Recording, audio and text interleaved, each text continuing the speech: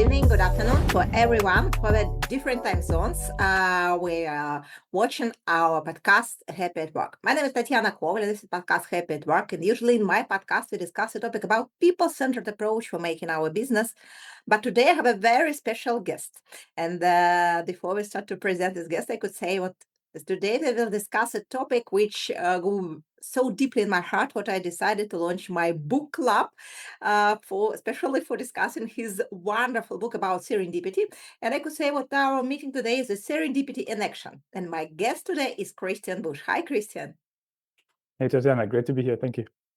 Thanks a lot for joining us. I hope what a lot of people who will watch our conversation know you, but maybe you could add something interesting about you, your professional background, maybe something about your books, which you published. Yeah, absolutely. And it's an absolute pleasure to be here. Thank you for having me. And hi, everyone. It's great to be here with you live and then recordedly so.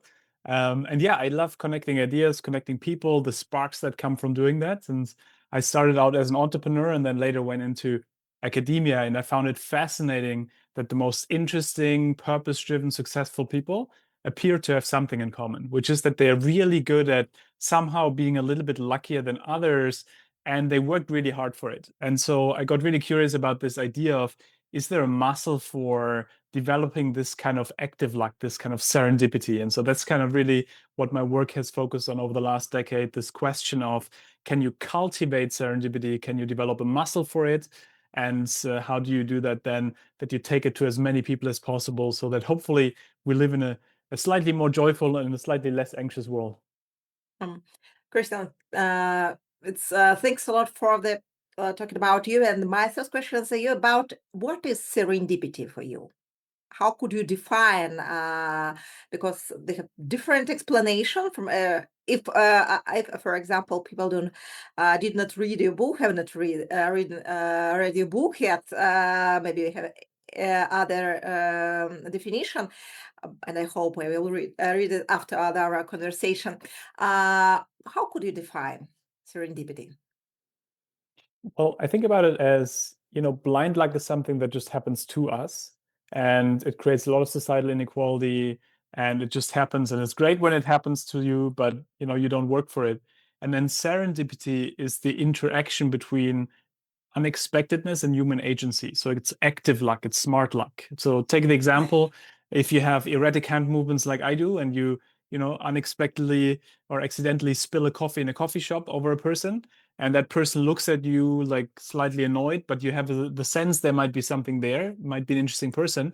And now you have a couple of options how you react to that unexpected moment, right? One option is you just walk outside and think, what could have happened had I spoken with the person? Another option is you start that conversation and that person becomes the love of your life or your co-founder. And so it's really about this idea that, yes, there is something unexpected, something random, but we have agency, we can act on it. And that's really where serendipity then happens. And I'm very curious about this, right? When you think in your own life, back to those moments where maybe you unexpectedly found love or an apartment or, made a career jump, whatever it is.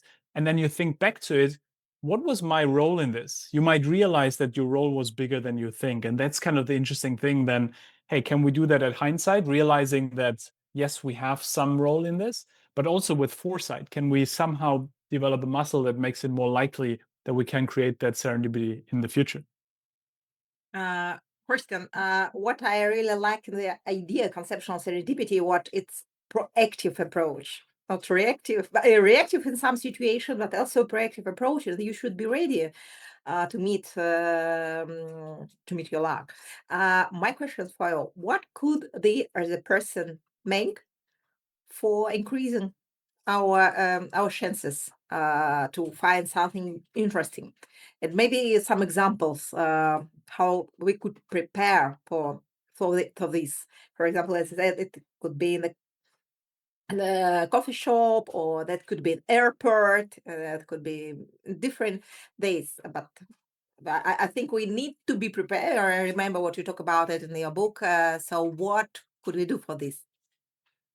Well, I think about it in three brackets, which is, once you look at serendipity as a process, So something that's not just an event like luck. Luck is an event, you don't influence it, but serendipity is a process where there is this unexpected event, but then you have to find meaning in it. You have to connect the dots, and you also have to then do something with it. You have to act on it. And so if you look at those three steps, like the kind of unexpected trigger, then meaning making the trigger or connecting the dots, and then acting on it, each of these three steps we can influence, right? And so the first step is, how do I influence the trigger? Well, either I can learn how to better see triggers when they happen, right? So for example, asking in the weekly team meeting, what surprised you last week?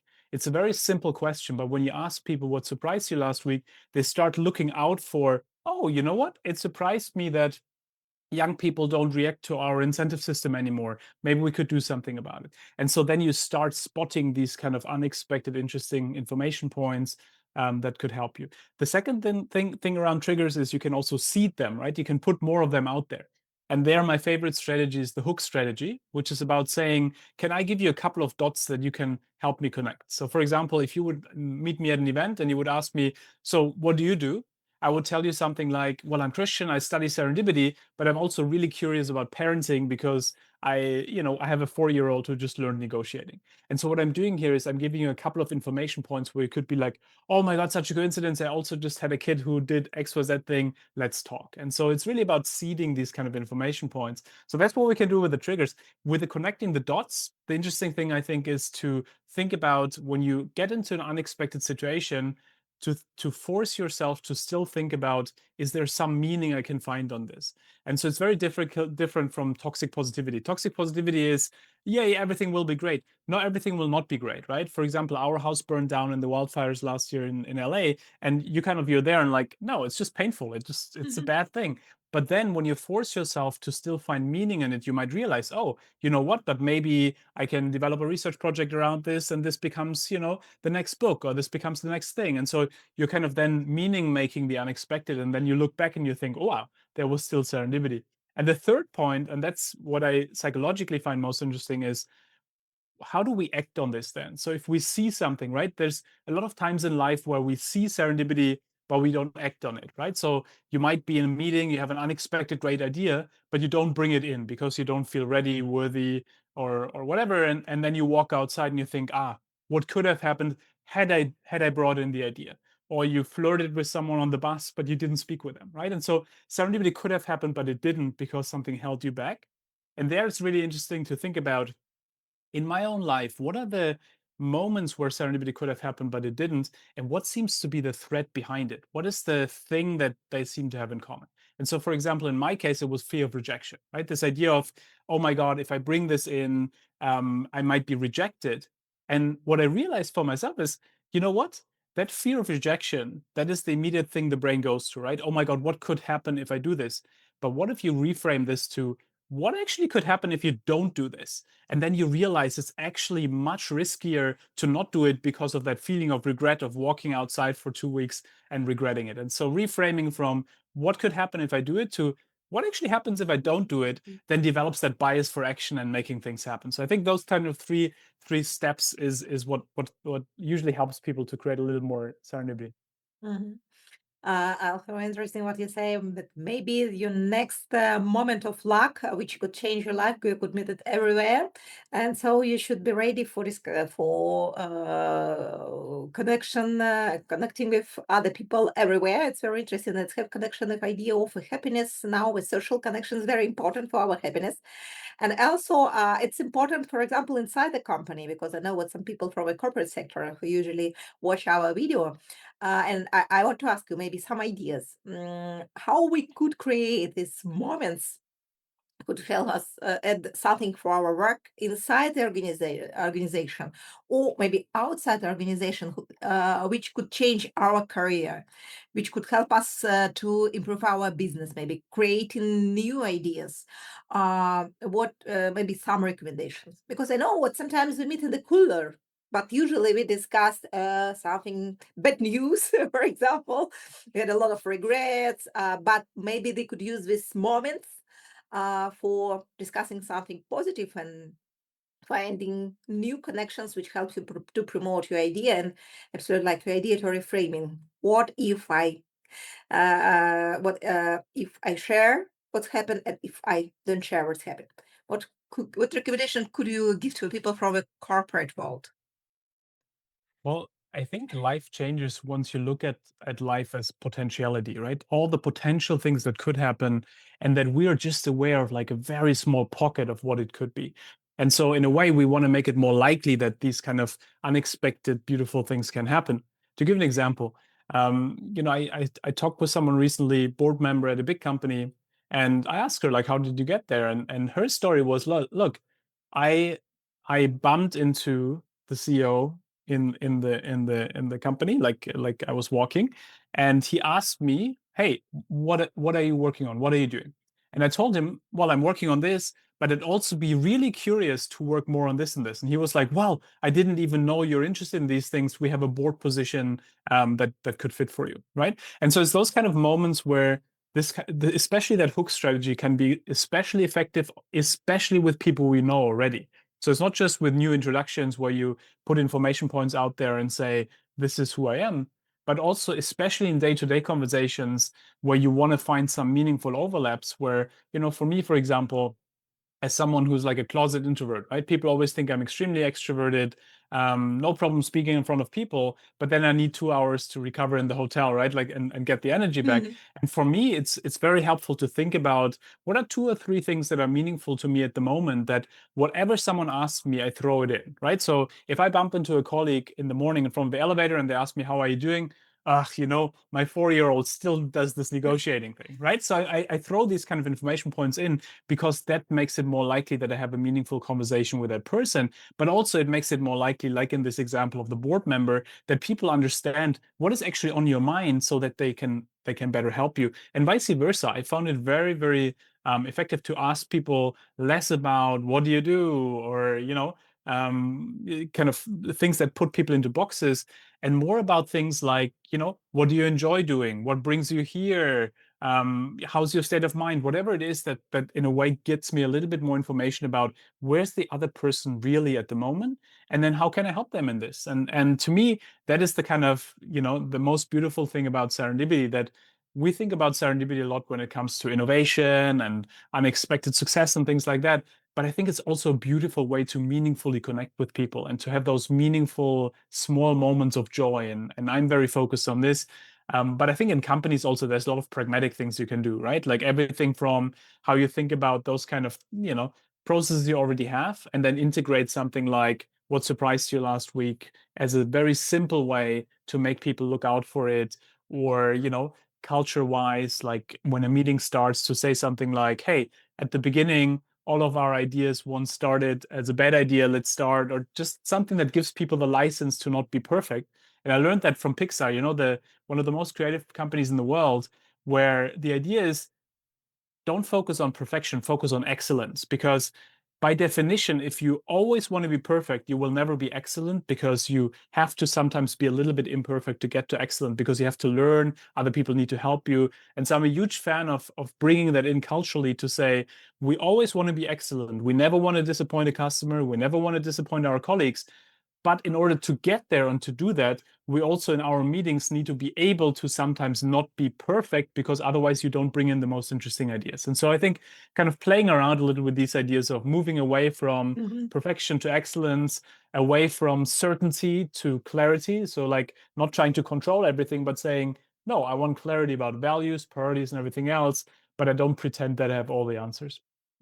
I absolutely agree with you. It's very interesting when we discuss happiness. It's one of the topic which I discuss with my guests. So all the times people said I'm a recovered perfectionist, because perfection, to be a perfectionist is a way to avoiding real happiness in your life. And so absolutely agree. Thanks for aiding to the ideas how to avoid perfectionism helps you to achieve the excellence. Christian, I have one more question for you. Sometimes when, for example, we are talking about the corporate world, we usually make connections with people who usually work also in the same situation, the same organization, the same industry, and sometimes it's much more easier to understand what we could discuss with them. But for attracting new ideas, for changing your mindset, maybe for understanding the people from another part of the world. We need to meet with people absolutely from maybe from different countries, from different industry, from different backgrounds. Absolutely. So diversity is also is very interesting. But it's difficult. It's from my side also. Sometimes it's difficult to try to what should I do on these events? I don't know nothing there, and how could I use it? Because it's much more comfortable to me to go for example, an events where people discuss a topic which I know. What recommendation could you give if I talk about what we want to increase our network, and also about joining in a comfortable situation and meet with the people with absolutely unpredictable background or absolutely different backgrounds, maybe some ideas, solutions, some strategies could you recommend for this situation? Yeah. Well, I would say one psychological and one tactical thing about it. The psychological one is, I think once we realize that we have more in common with people than we think, it gets easier because then we don't see people as, oh, I'm usually in marketing, but I'm going to an HR event. These people are so different. No, not at all. These are all people who all will lose a parent in their lifetime. They will all at some point probably have some sort of illness or disease. They will probably all, you know what I mean? Like there's a lot of things that we will always have in common that actually are most meaningful to us. And so it's really more about bringing that out and thinking about what could it be that we could have in common. So whatever event one goes to, right? To that's why I like, for example, the parenting angle, or like it's usually an angle, right, where at almost every event you can meaningfully connect with someone about the struggles of being a parent and the identity shifts that come with it and all these different things. And so I'm a big fan of first, just kind of like as a psychological exercise, think about maybe I have more in common with those people I'm going to now than I might think. And I think that already then makes one much more open. And then on the kind of more strategical side, I'm a big fan to really think about what is it that feels meaningful to me at the moment that could connect to people like this. And then again, like you put something like hooks or something. But also, I'm a huge fan to go to events where there's a speaker and then afterwards there's Q&A and reception, because especially for people who don't have an audience yet, right? Especially if maybe it's kind of like a midlife professional who kind of like, would be interested to connect with more people. I found it so wonderful to have an event where you ask a question, and the way you ask the question is in a way putting a couple of public hooks out there. So as an example, imagine you go to a public university event in wherever you are in the world, London, Vilnius, Bucharest, wherever the location might be, Ljubljana. You kind of go to an event. There's a speaker, and at the end they ask, okay, anyone has a question? Then you say, hey, I have a question. I have a question. It's all about the speaker. So you say, thank you so much for this really interesting speech. As someone who recently went through XYZ, I was wondering XYZ. And so what you're doing here is you're asking a very clear question, but you're putting a hook in the middle about yourself. And what's fascinating is that after the talk, there's always people coming to you then saying, oh my God, like finally someone who also goes through this, or finally this and this. And I felt that's where you turn the push into a pull, where you then in a way like this have 200 people, right, who just listen to you. And so I'm a big fan of never doing that as a pitch, never doing it as like this is about me now, but always about the speaker, always about the audience, but bringing that half sentence. Hey, as Mhm. someone who's studying serendipity, I'm really curious about what you think about this and this. And then I guarantee you afterwards someone's coming and say, oh my God, serendipity, I want to talk about it. Or as someone who faces the HR challenge of, young people, XYZ, I bet you two people will come afterwards and say, hey, I have the same, but I also have a solution here, whatever it is. And so I think I found that Mhm. very useful to think about, can you think about the potentiality in the room, and are there ways to somehow work with that potentiality? Mhm. I really like your strategy. What you could use the questions for the best way to connect with other people. Maybe any more recommendation, because I really like the questions that you mentioned before. And what did you surprise the previous week, for example? Maybe could you add something from your collection? These questions, unusual questions, which maybe help us to know more about an other person. Maybe share more ideas if this other person, because it's usually have used very simple questions, very usual, and have a usual answer. But it's really interesting to have this collection of unexpected, maybe in the deep questions, and also what maybe or maybe you could share your approach for creating questions.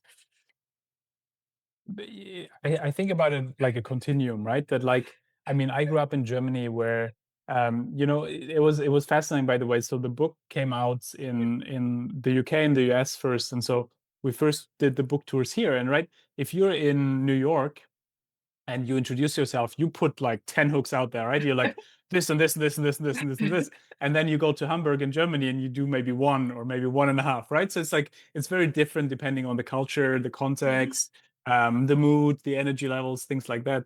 But what I found fascinating is that when you think about it on a continuum in terms of, okay, where am I? What is that kind of event? Is it the kind of event where people, tend to be more guarded and they tend to be kind of like, the base level is a little bit lower in terms of intimacy and stuff like that? Then I think the questions are very different, right? Then I would ask more questions like, what brings you here? What do you spend most of your time on now at the moment? Things like that, where in a way it gives the other person the space to go at whatever level they want. Like if I ask you, what do you spend most of your time on, right? You can tell me, well, I'm spending it on XYZ professional thing. Or you could tell me, well, I'm spending it on searching identity because my identity is currently shifting because I've become a dad or a mother, right? So it's kind of like I'm giving you the space to answer the question whatever way you want. What I've also seen then, if you have events that are more on the continuum side of more intimacy or where people know each other better or things like that, then I would go a little deeper into, right? Like what's on your mind at the moment? What are you exploring at the moment? What is something that's meaningful to you at the moment?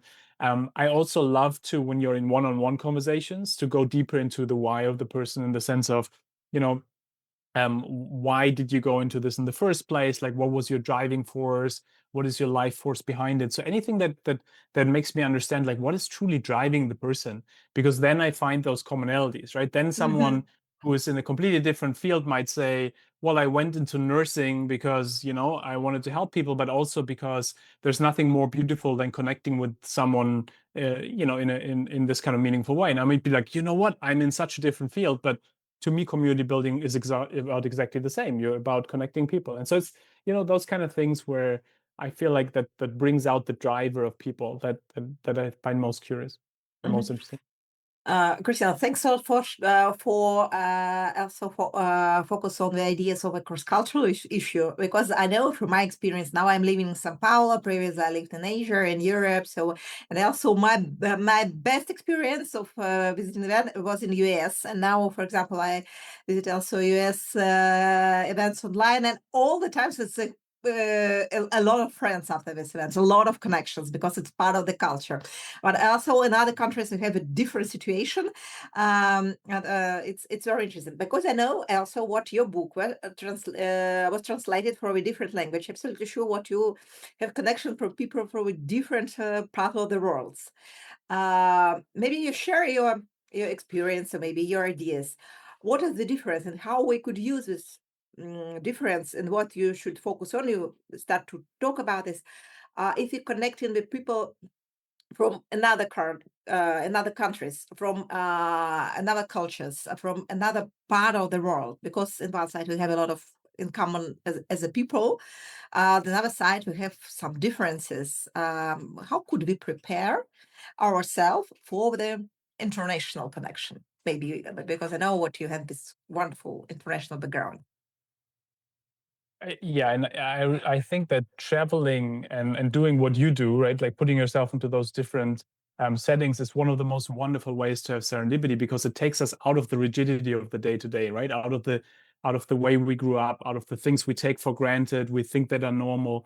And so I'm a big fan of traveling, of getting out there, just also to question our assumptions, to question that everything is supposed to be that way, right? And to really see what's out there.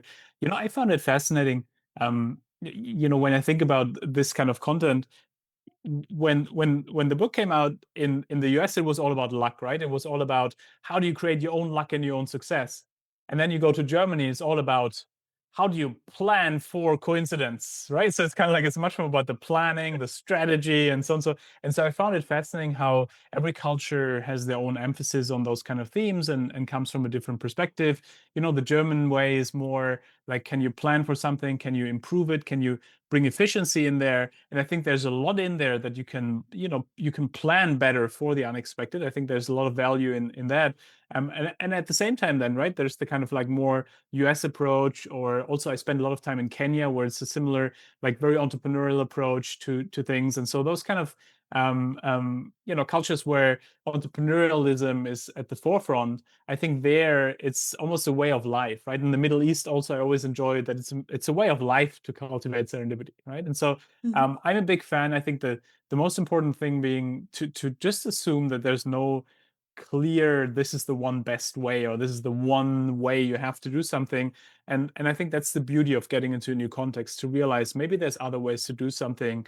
And I thought about this a lot, especially in Kenya, because or in Kenya, I came in, I wanted to make a clear kind of deal, and wanted to finalize something. And then it was like, no, we'll first go for dinner, then we go for breakfast, then we go for lunch, then so it was kind of like a long relationship building process. And so for Mhm. like a more kind of deal oriented person, you would be like, well, but like, that takes a lot of time. But then you realize, it's much more fun that way, right? Because you actually develop real relationships.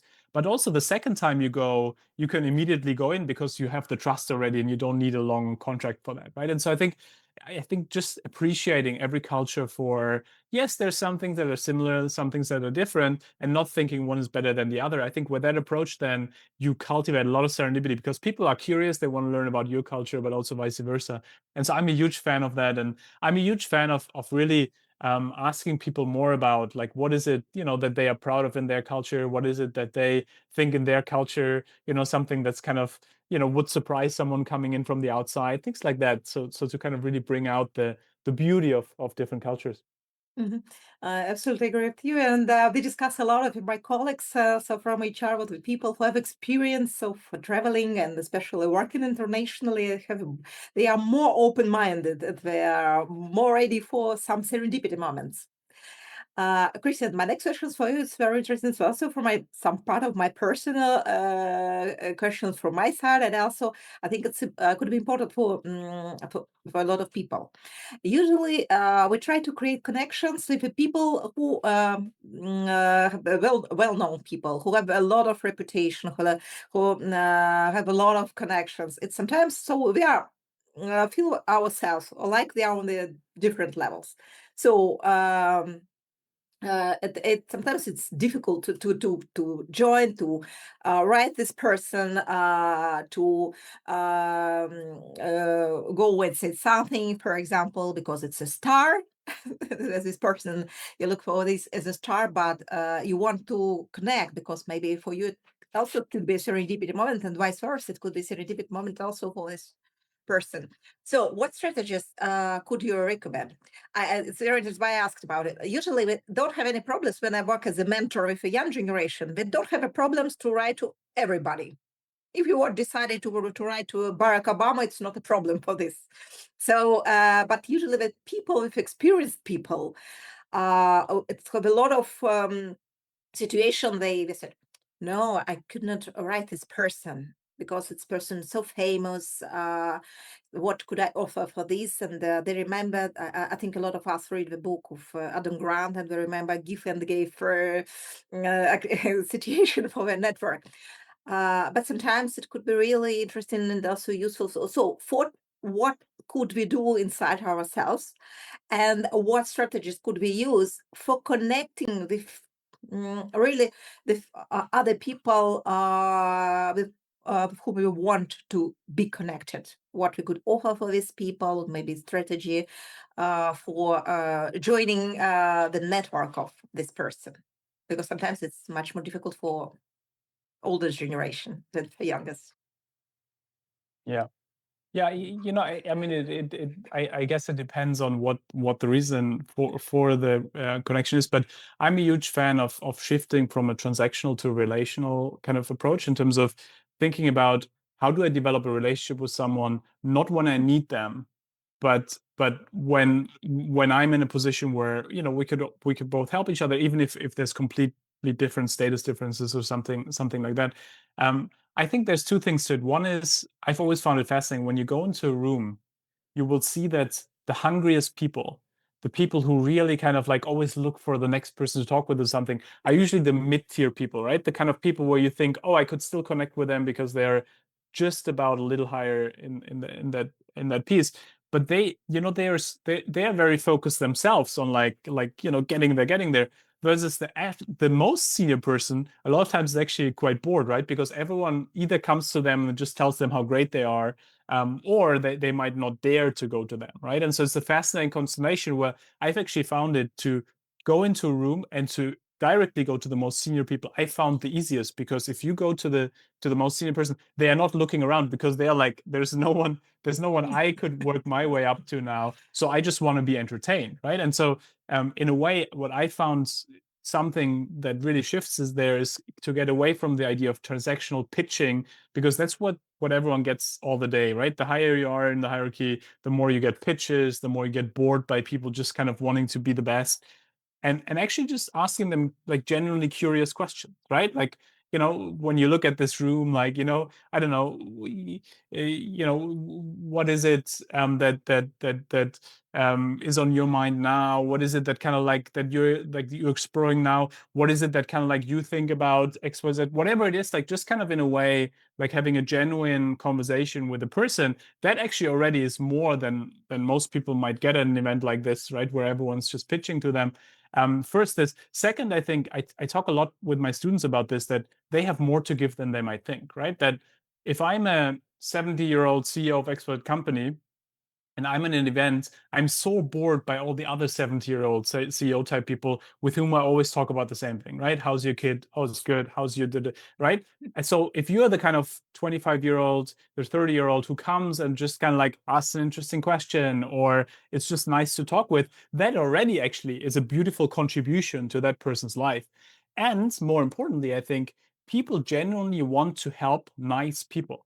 And so it's the kind of thing where I've seen it, especially, and there, I think especially people who are just in retirement. So like, let's say an amazing CEO who just retired, or whatever the kind of transition is that they're in, they now have a little more time and they want to do something meaningful with their time. And so if your project or your thing could be something that feels meaningful, that might actually be a beautiful thing for them too. And so I'm a big fan of thinking about what is it really here, abstracting from any transactional stuff. What is it, the kind of relationship I would like to build with that person? Is it more of a mentor type relationship? Okay, then maybe like starting small with like a small, hey, I've been inspired by your work, and I'd be delighted to keep in touch. And if you ever have time for a coffee, please let me know. But like in a very kind of non-pushy way, and then developing that relationship over time. I found it fascinating. I mean, when I remember kind of starting out the book writing processes and things like that, where you look for endorsements and you look for a lot of things where you want to be in touch with kind of senior visible people. And I've been amazed by how open people are, as long as there's a kind of very genuine, and especially nowadays, a non-AI, like not a standardized like this kind of thing, but just a genuine, hey, like I remember when I read your book 5 years ago when I was in this period, and like it really touched me, and since then I followed your work, and that's the kind of thing that also very senior people really appreciate, right? And so I think, long story short, I would think about what is the true meaningful connection point here, and even if it's just like connecting because you were inspired by the person, and then just like writing that and putting that human thing first, because I think that's what, if someone gets like 100 emails per hour, the one thing you skim is like, if the first sentence is about something that's actually truly meaningful, very different from like the kind of standard stuff that people get. And so, long story short, I'm a big fan of this. And as a last thing, I'm also a big fan of writing thank you notes just for the sake of writing the thank you note, especially to senior persons who influence in your life, right? Thank you, boss from 2 jobs ago that you helped me with this. And it's amazing because it's the right thing to do. It makes them really happy for quite some time. And it also a lot of times creates nice serendipity because they want to check in back with you also. And so I'm a big fan of just kind of like paying it forward in that sense of just saying thank you a lot. Mhm. Well, thanks a lot for this advice, and interesting what to add. Also, when you talk about it, it's very interesting. When if you help other people, it helps you to become more happier. And also a good mindset. And I remember the very interesting situation in my podcast where people Cuneo, ex-CEO of Marvel, and it was very interesting situation what he found me and offer what he want to join my podcast. And after that, I recommended him as a person, as a role model for some CEO of the biggest companies from different countries. So very interesting moments of serendipity for both sides. But I think it's very interesting, and we discuss it. Also, a SEO should be a person who open for the new connection, because in this situation you could also find more opportunities. Christian, I have some questions for you, short questions for you. My next question I want to ask you about is about personal brand. So we discussed the people, very serious people, how to work with them, and also I want to talk about and also how to develop your personal brand, because it could leverage your opportunities. It could leverage your abilities to find more serendipity moments in your life. What is your point of view? Should we develop our personal brand, maybe, or how it influence, maybe from your perspective, also what you become more famous after your book was published, was translated, and so on? How which impact it would have for your serendipity skill? Well, I think about it a little bit like about happiness, right? If you hunt it too much, you'll never achieve it. In the sense of if you optimize for personal brands, it becomes inauthentic. It becomes the kind of thing that is a little fishy and like people don't really appreciate. Versus if you're kind of like enjoying the process of doing it and you truly help people along the way, you truly build value for other people along the way, then you build the personal brand by doing that, right? And so I've been a big fan of the ideas first, like that you're saying, okay, what is it? What is the idea you're sharing? What is the value you're really creating for people? And that's then essentially where your personal brand starts to build, right? And it's almost like that then people come to you and say, you're the serendipity guy, right? Because like I wouldn't go out there and say I'm the serendipity guy, but as you build the content around serendipity, then someone comes and say, oh, you're the serendipity guy, right? And so I'm a big fan of that kind of like providing the value first, thinking about what can I truly contribute to other people's lives, so that then essentially there is kind of like an association that you have naturally with what you're doing. And I mean, the biggest thing I've seen where I feel where it makes people happy with their personal brand versus not, or with that is it truly aligned with who you are versus is it just like a public persona and then you go home and your kids think you're a completely different person, right? And I think that cognitive dissonance is very hard, especially over the long run. And so I'm a huge fan of trying to figure out like what is it truly that is aligned with who you are as a person. What is the kind of thing then that you want to create around that is truly aligned with this. And the framework that I found most useful there is that regret minimization framework, in terms of thinking about, when you'll be on your deathbed at some point, like what would you regret doing or not doing? And will you be happy about your choices, about your decisions, about who you are in the world? And I think, in my case, for example, I've realized at some point, like when you optimize for the wrong thing, like right? Like if you build a personal brand just for the sake of building a personal brand, and then you're 80 years old, and then you look back and you're like, that feels a little empty, right? Versus if you're optimizing for helping XYZ people with XYZ thing, and then your personal brand builds around it, you'll look back and you'll think, wow, I'm really proud about this. And so the regret minimization framework is about saying, can I make then every decision based on what I would probably regret in the future doing or not doing? And that I think makes it much easier and much clearer. But I think it starts with a clear value. So I would almost turn around your question. I would say the personal brand is what follows from who you feel you want to be in the world, and then building on, okay, how can I now bring out that content or bring out the things that make sense in alignment with it, versus the other way around. Like, how can I be the most visible person about something, but then going home and thinking that's not really me. That's someone else there. I feel like, especially here, you see that in LA, the city of influencers, right? Where a lot of times when you talk with people like behind the scenes, you will see that it's just very exhausting and close to Mhm, burnout if you're not the person that you are the public persona of. mhm.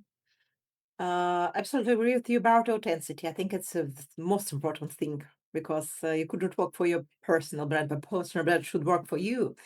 Christian, my next question is about how to find your goals, how to define yourself and your main points, which are important for you. Because for making connection, for making a serendipity moment, you need to focus on something, talk about things which are important for you. What is maybe your personal way to create ideas, what you are about, what you are interested in, what you want to know more about? It's something about a goal of our life, maybe it's something different spheres of interest of so on. What could you recommend? How to define yourself and define your fields of interests for improving the probability of positive events in your life? I'm a huge fan of Viktor Frankl's Man's Search for Meaning, the book, for the reason that at the end of the day, what gives us meaning then also pushes us through the hard moments, right? And vice versa. The hard moments show us what is meaningful to us or what is not meaningful to us. And I've been lucky slash unlucky that I've had periods in my life where that clarity has come through, near-death experiences, or car crashes, or houses burning down, or things like that, where once you have those kind of experiences, you realize a lot of the stuff is just noise, right? It's just noise, and then you want to see the signal, like what is the actual signal versus the noise. And for me, that kind of process has come through those kind of crisis moments, where then most things feel meaningful, right? I mean, I think everyone who has some sort of sickness or illness at some point, you just realize, wow, like a lot of things don't feel so meaningful when you're sick, when you're ill, when you almost died, when you have this. And so I'm a big fan of almost kind of like trying to do that without needing that sickness or illness to do that, and really think about what is truly meaningful to one. So give you an example. In my life, it has been that content around serendipity, because I found a lot of joy in it, and I found that a lot of people get joy from it. And Zemblanity, the opposite of it, right? So bad luck by design and how you avoid it, and how you get around that. But also, I've realized that I have the most regrets when I have family related things that I didn't do. And so, I let's say you have the choice between a speaking engagement and going to the festival of my daughter, right? And my old me would then make a list of pros and cons and would write, great, the speaking engagement will give us this kind of resources and this kind of thing, Mhm. so we can do this and these things. And then I might actually decide for the speaking engagement because it makes life better for our family, and I would cognitively rationalize it to me that it makes our life better. But then the regret I would feel to not having gone to the festival goes on for weeks and weeks and weeks. And I know my daughter would bring it up for the next 10 years, right? And so now when I make decisions, I'm thinking more about that regret minimization in terms of, okay, what would I most likely regret doing? So I would regret doing the speaking over the going to the festival. So we'll always go to the festival. And so I think that kind of, to me, again, like, I think values and having a clarity about this can be useful, but it can also be abstract sometimes. But I think the actual choices in the day to day, I felt that regret minimization framing very useful, because it's an immediacy, right? You immediately, when you make the decision, you immediately know if it feels right or wrong after you make the decision. And so in a way, kind of like trusting that gut feel and saying, I want to have the gut lead me towards what feels most meaningful. I felt that to be more meaningful than rational kind of, let me write down my 10 values and this and this. I still think that's very meaningful to do, but I think like that, like learning the informed gut and minimizing the related regret, I found that useful. I think it's very interesting idea. So I invited you for talking about serendipity, but here I have one more wonderful idea about regret minimization strategy, which I think all people could use for their life.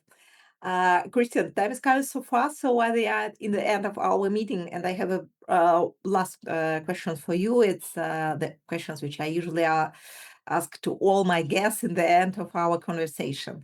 Based on our discussion, different topics which were covered, different important points you mentioned, what are three main tips which you could give to the people who want to improve from one side his serendipity moments and minimize regrets? What are three main tips?